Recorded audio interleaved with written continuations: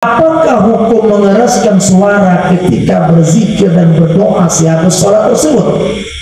Karena kita selalu menyaksikan kadang masjid, kadang di sebuah musola sehabis sholat berjamaah orang beramai-ramai membaca zikir, kemudian ada yang membacakan doa dengan suara keras. Bagaimana hukumnya? Surah Al-A'raf ayat 55. Ada dalam ayat perintah tentang tidak menguatkan suara. Apa firman Allah? Ud'u rabbakum tadarru'an wa khufyatan innahu la yuhibbul mu'tadin. Berdoalah kepada Tuhanmu dengan merendah diri dan suara yang lembut.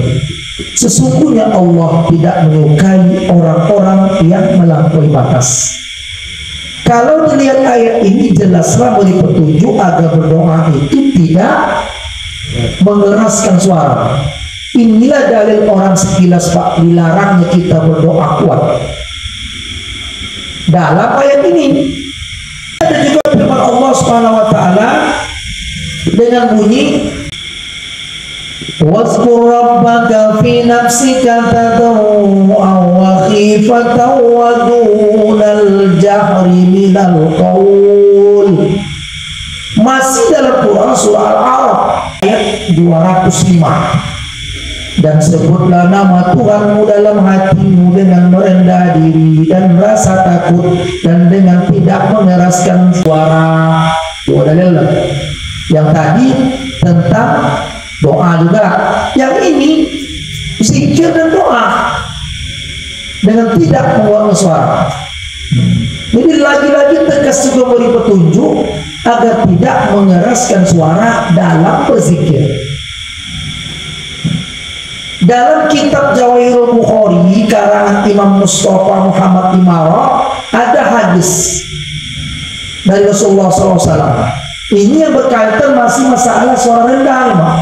Supaya nanti ada jawaban bagaimana dengan imam yang bersuara kuat keras saat zikir doa. Kita bahas yang lembut-lembut aja dulu. Dalam hadis itu An Abi Musa Al-Ash'ari radhiyallahu anhu qala, dari Abu Musa Al-Ash'ari ridha Allah atasnya, kunna ma'a Rasulillah sallallahu alaihi wasallam fa kunna iza asrafna ala wadin halalna wa kabbarna irtafa'at aswatuna.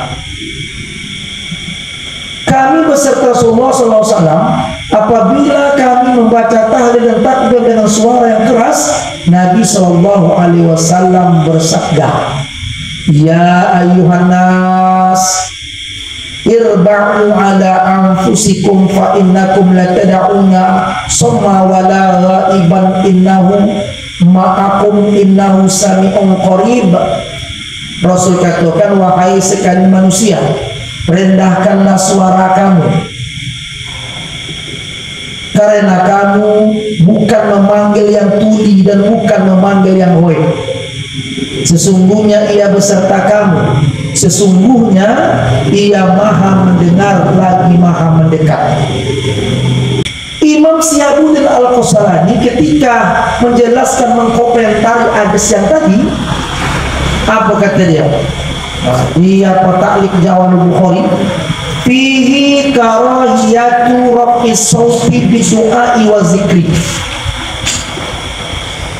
Dari hadis itu dapat dipahami hukumnya makruh menguatkan suara, mengeraskan suara dalam berdoa dan berzikir. Artinya larangan dalam hadis tadi itu bukan larangan haram, tetapi larangan makruh. Artinya kalau makruh pun kenapa dibuat terlalu kuat, terlalu keras? Maknanya keras menurut kita ini bagaimana? Apakah umpamanya macam orang mengukir ya Pak? Dan tak ada orang doa begitu ya. Kemudian mengenai hukum mengeras suara ketika berzikir, terutama sekali setelah kita sholat itu, ada ulama yang membolehkannya. Ini dulu dipahami. Ada ulama yang membolehkannya, bahkan bukan dihukum makruh, justru sunat pula hukum dikuatkan. Apalagi kalau orang tak sampai mendengar. Apa doa imam?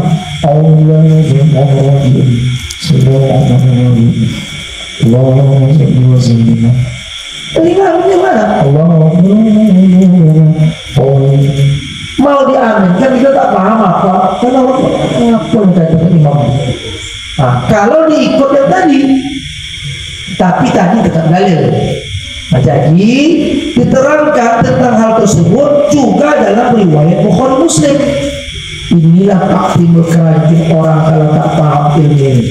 Masa ada hadis mengatakan doa zikir itu tak boleh kuat? Ada juga hadis yang mengatakan boleh kuat. Orang yang melarang mengeraskan suara itu menghukum orang yang mengeraskan suara itu makruh. Sementara orang yang berpahaman yang dituding orang keras tadi justru mensunatkan. Nah, itulah maksudnya. Dari mana dalilnya?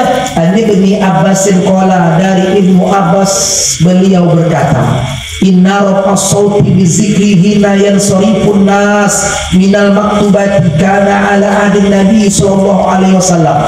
Sesungguhnya mengeraskan suara dikala berzikir seusai orang-orang melaksanakan sholat fardu pernah dilakukan pada masa Nabi Muhammad sallallahu alaihi wasallam. Pernah. Wa qala Ibnu Abbas, selanjutnya Ibnu Abbas berkata, kuntu a'lamu idzan sara bidzalika idza sami'tuhu. Aku mengetahuinya dan mendengarnya apabila mereka telah selesai sholatnya hendak meninggalkan masjid. Hadis ini ada di kitab Sahih Bukhari, Sahih Muslim, Majmu' Syarah, Al-Fathul Rabbaniyah, Al-Azkar Nawawiyah, menunjukkan bahwa suara keras itu pun didengar. Jadi jangan timbul kerancunan dia mana betul. Kalau melihat hadis ini, kita katakan bahwa mengeras suara di kala berzikir habis sholat fardu adalah sunat, bukan bid'ah. Sama-sama dalil nih. Maka berkaitan hadis ini, kita rujuk kembali Pak. Bagaimana Imam Syafi'i berpandangan tentang zikir suara keras ini? Kata Imam Syafi'i, hukum itu dipandang sunat berdoa dan berzikir jika ada motif untuk mengajarkan kepada para makmum. Kalau tak ada niat si imam tadi, atau bukan karena motif untuk mengajarkan, sunat dibaca dengan sir. Jadi kalau ada kita dengar atau itu suara rendah, apalah kuat kalian, kalau ada kita dengar nanti mana tahu di beberapa masjid di musola, contoh selesai sholat maghrib atau perpisahan kita dengar doa, Assalamualaikum warahmatullah, Assalamualaikum warahmatullah. Ini istighfarnya pun jelas. Astaghfirullahaladzim, Astaghfirullahaladzim, Astaghfirullahaladzim, Alladzi la ilaha illa huwal hayyul qayyum wa atubu ilaihi, la ilaha illallah wa la syarika lahul mulku wa lahul hamdu yuhyi wa yumiitu wa huwa ala kulli syai'in qadir. Beberapa kali mereka baca. Setelah itu dia baca Allahumma antas salam wa minkas salam wa ilaika ya'udu salam wa aina rabbana bisalam wa rahimna jannata darussalam tabarakta rabbana wa ta'alaita ya dzal jalali wal ikram. Tapi dia pakai hanya untuk suara sampai kursinya sampai berapa zikir itulah semuanya dengan suara keras sampailah ilana rabbana subhanallah, pegang tasbih Subhanallah, Subhanallah, Subhanallah, Subhanallah, Subhanallah sampai 33 kali. Tutupnya Subhanallah wa bihamdihi da'iman qa'iman abada alhamdulillah. Tetap mengeraskan suara. Alhamdulillah, Alhamdulillah, Alhamdulillah, Alhamdulillah, Alhamdulillah sampai 33 kali. Kemudian dia tutup Alhamdulillahirabbil alamin ala kulli halin wa fi kulli halin wa ni'matillahi akbar. Allahu akbar, Allahu akbar, Allahu akbar, Allahu akbar, Allahu akbar. 33 kali. Selesai itu dia tutup Allahu akbar kabira walhamdulillahi katsiran wa subhanallahi wa bihamdihi. Sampai selesai Pak. Awal-awal azim.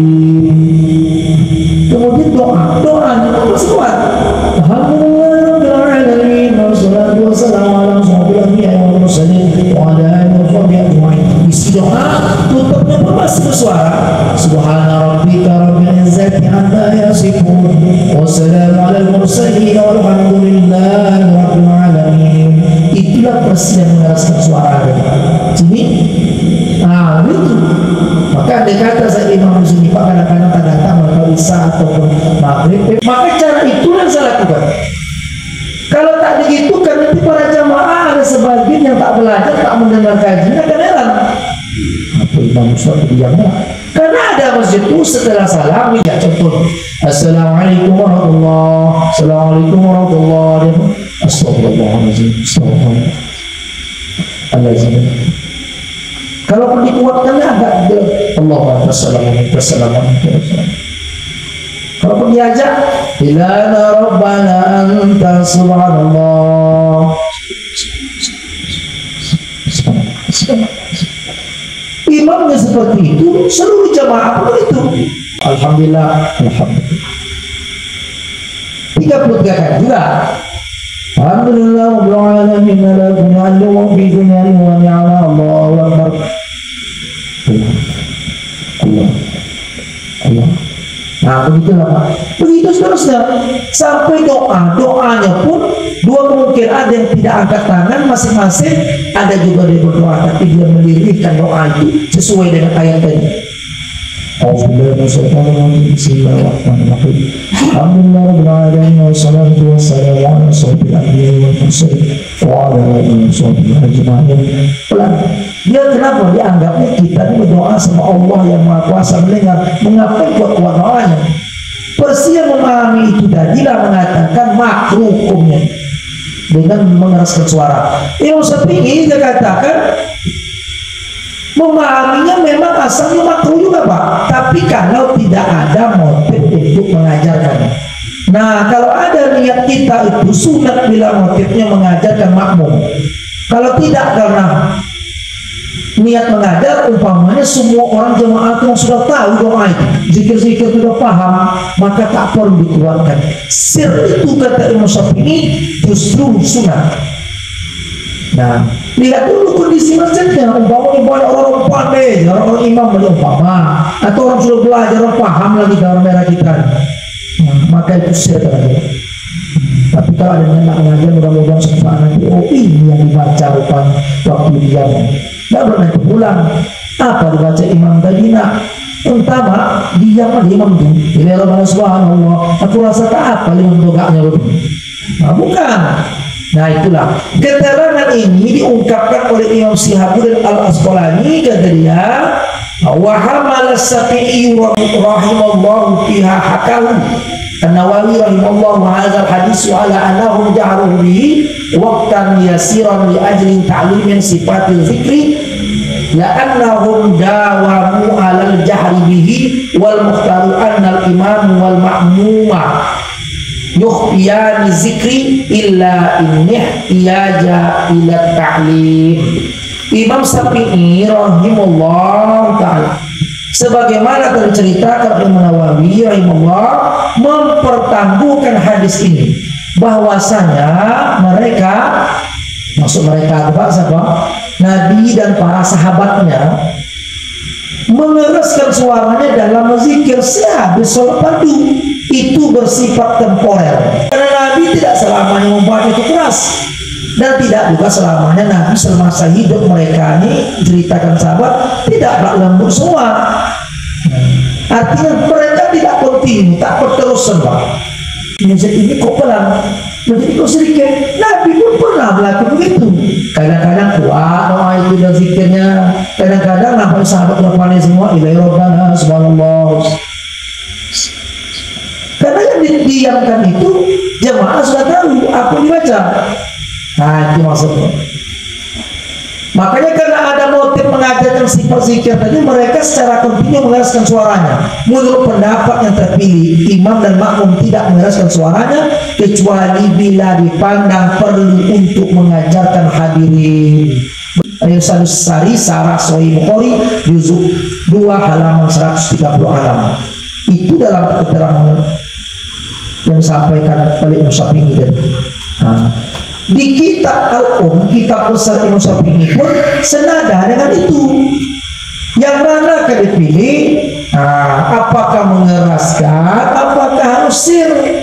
Maka Imam Syafi'i katakan, saya memilih imam dan makmum agar berzikir setelah sholat merendahkan suara dalam berzikir, kecuali bagi imam yang hendak mengajarkan zikir harus mengeraskan suara hingga ia menganggap cukup mengajarkannya. Setelah itu membaca secara sir.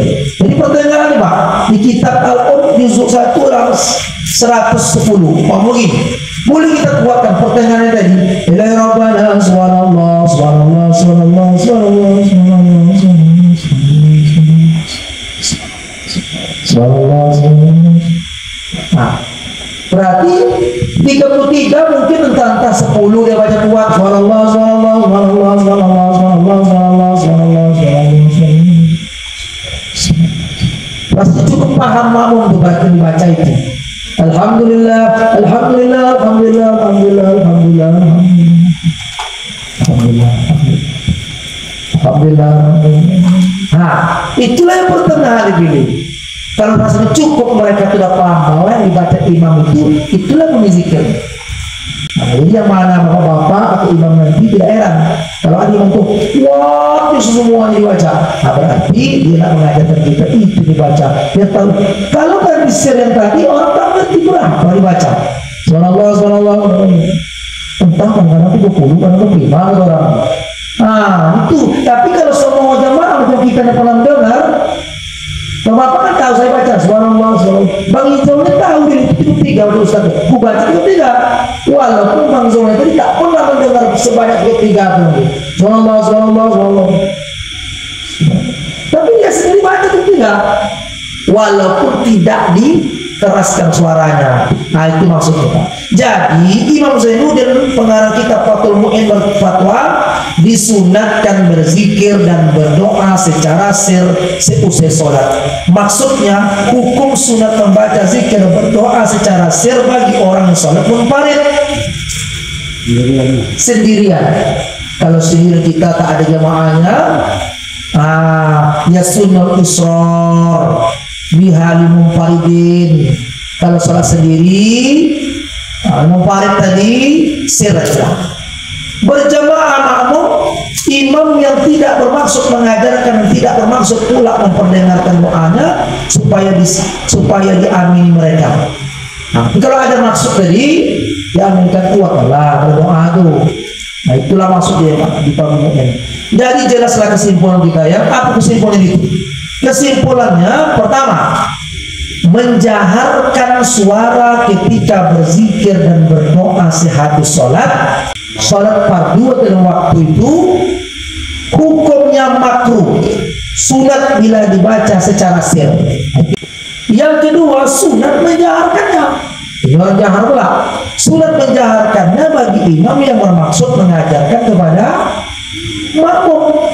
Yang ketiga, bila imam berkeinginan untuk diaminkan doanya, maka disunatkan untuk membacakan zahar. Rasanya lebih dimaksudkan aminkanlah. Tapi ada kalanya dikuatkan suara, makmum tak mengaminkan dia, tak ada juga. Tak ada yang mengaminkan, baik acara kenduri atau dia doa imam itu. Rabbana taqabbal minna salatana wa siyamana wa qiyamana wa ruku'ana wa sujudana wa qu'udana wa tadarru'ana wa takhasu'ana wa ta'budana wa tamim taqsirana ya Allah ya Rabbal Alamin. Harap nawa amin. Itu pun tak ada muncul. Iya, itulah keterangan. Dah, selesai dapat kesimpulan Bapak. Berarti yang mana nanti orang ke bawah tak usah merasa heran.